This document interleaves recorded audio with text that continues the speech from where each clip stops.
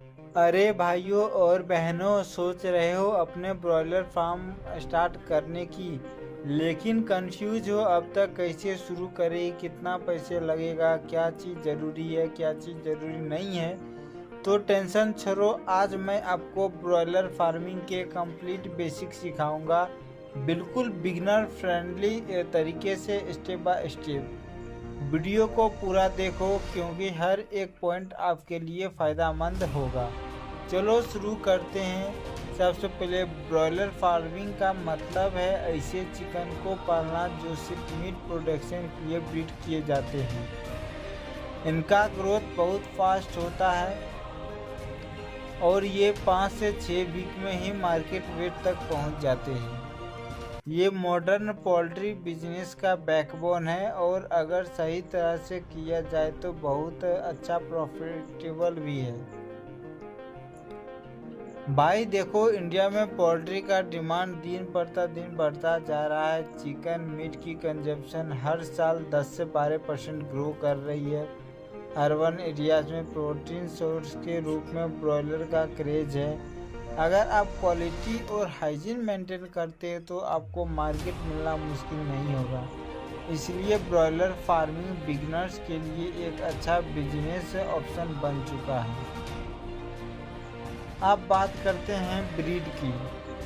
Market में कई तरीके के ब्रॉयलर स्ट्रेन्स अवेलेबल हैं। Bangkok, Ross, Hubbard, Cobb. इनका ग्रोथ रेट तेज होता है और कन्वर्जन रेशियो भी अच्छा होता है। आप लोकल पोल्ट्री सप्लायर से भी स्ट्रेन का सजेशन ले सकते हैं। बस ये ध्यान रखो कि चिक्स हेल्दी और वैक्सीनेटेड हो। अब सबसे इम्पोर्टेंट पॉइंट, ब्रॉयलर का घर यानी पोल्ट्री शेड। तो इनमें बहुत लोगों को दिक्कतें आती है कि पोल्ट्री शेड का जो लेंथ और ब्रीथ होता है वो कितना रखना चाहिए, सेंटर का जो हाइट है वो कितना रखना चाहिए, जिससे हमें वेंटिलेशन में बिल्कुल भी प्रॉब्लम नहीं है। तो हम इस टॉपिक में उन सभी चीज़ों को कवर करेंगे कि वेंटिलेशन अच्छी होनी चाहिए एक पोल्ट्री फार्म को शेड में अच्छा रिजल्ट पाने के लिए। प्रॉपर लाइट का मैनेजमेंट होना चाहिए।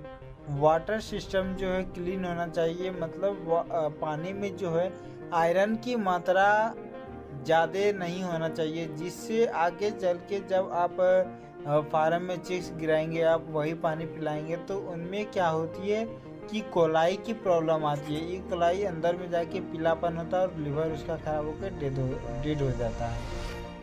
फ्लोर पे ड्राइस बेडिंग मटेरियल जैसे राइस हस्क या वुड शेविंग्स। तो जैसे आप चिक्स को फार्म में एंट्री करवाएंगे तो उससे पहले आपको क्या करना होगा कि फार्म में जो लकड़ी की बुरादा होती है उनको आपको नीचे बिछाना होगा उनके बिस्तर के लिए। तो उन सभी चीज़ों से पहले भी हमें बहुत कुछ तैयारियां करनी पड़ती है फार्म के अंदर, वो सभी चीज़ें हम बात करेंगे। साइज कैसे डिसाइड करें, आपको हर बर्ड के लिए अप्रॉक्स 1 स्क्वायर फीट स्पेस चाहिए। तो आपको जो है प्रत्येक बर्ड पे विंटर सीजन में 1 स्क्वायर फीट पे आप चिक्स को पाल सकते हैं लगभग 2.5-3 किलो तक।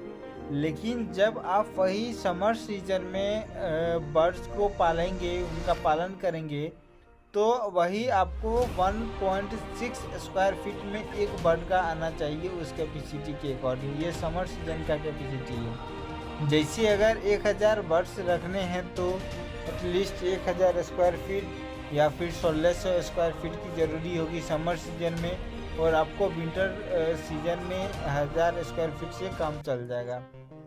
साफ सफाई सबसे ज़रूरी है ब्रॉयलर शेड में, वरना डिजीज फैलने की खतरा होती है।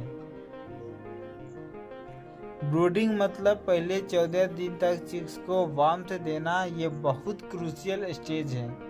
टेम्परेचर अराउंड 32 से 34 डिग्री होना चाहिए, ये आपका नेसेसरी ही होना चाहिए।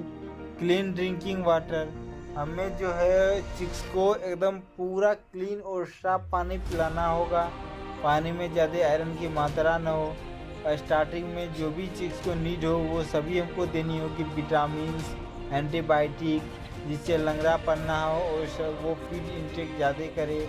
विटामिन जिससे उसके शरीर का अंदर का जो हड्डी होता है वो मजबूत करे, क्योंकि होता क्या है कि जब चिक्स छोटा होता है तो डेली उसका ग्रोथ होते रहता है, तो हड्डी कुछ ना कुछ उसका रेगुलर बढ़ते रहता है और शरीर में वेट भी आते जाता है। तो इसलिए हमें विटामिन की ज़रूरत पड़ती है चिक्स को देने के लिए, जिससे उसका हड्डी भी मजबूत रहे और लंगड़ापन भी ना हो, लैम्बर्ट ज़्यादा ना निकले आपके फार्म में। रेगुलर मॉनिटरिंग करो, उसको रेगुलर देख रेख करो। ब्रूडर गार्ड्स लगाओ ताकि ब्रीड्स हीट सोर्स से दूर या पास ज़्यादा ना हो। इनिशियल 2 वीक्स अगर सही मैनेज कर लिया तो मोर्टलिटी कम होगी और ग्रोथ ज़बरदस्त मिलेगा।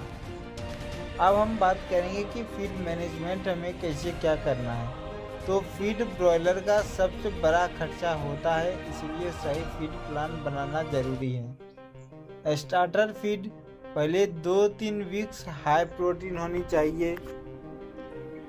ग्रोअर फीड्स 3 से 5 वीक बैलेंस होनी चाहिए, मतलब मीडियम में होनी चाहिए, ज़्यादा भी नहीं कम होनी चाहिए। फिनिशर फीड जो है 5 वीक्स के बाद वेट गेन फोकस करना चाहिए। फिनिशर जब चलाते हैं तो आपको एक ही पर्पस टारगेट होना चाहिए, आपको किसी भी तरह से वेट को गेन करना है। ऑलवेज क्लीन वाटर रखना है और ओवर फीडिंग अवॉइड करो। रिमेंबर, सही फीड ही आपके प्रॉफिट का गेम चेंजर है। भाई देखो, वैक्सीनेशन को इग्नोर नहीं करना चाहिए। मरिक डिजीज, न्यूकैस्टल, IBD यानी गुमरू, ये सब भी बीमारी बहुत ही खतरनाक होती है। एक बार अगर आपके फार्म में एंट्री कर गई तो फिर तो भाई बहुत ही दिक्कत देके जाती है, पूरा फार्म साफ करके जाती है। इन तीनों की टाइमली वैक्सीनेशन करो और फार्म पे बायो सिक्योरिटी मेंटेन रखो। एक लोकल बेड से भी लिंक बना लो, इमरजेंसी में मदद मिलती है। चिकन तैयार हो गए, अब बेचोगे कैसे?